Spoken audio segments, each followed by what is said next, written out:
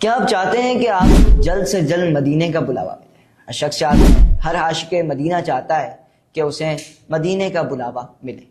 جو شخص ہر بدھ کو کسی کھانے کی چیز پر ایک مرتبہ سورہ فاتحہ اور 11 مرتبہ سورہ اخلاص پڑھ کر سرکار صلی اللہ علیہ وآلہ وسلم کی بارگاہ میں ثواب پیش کرے اور آقا کریم صلی اللہ علیہ وآلہ وسلم کی برکت سے سیدنا امیر حمزہ رضی اللہ عنہ، جی ہاں، حضرت امیر حمزہ رضی اللہ عنہ وہ صحابی ہیں کہ جنہیں گورنر طیبہ کہا جاتا ہے اور پیارے نبی صلی اللہ علیہ وآلہ وسلم کے چچا بھی ہیں،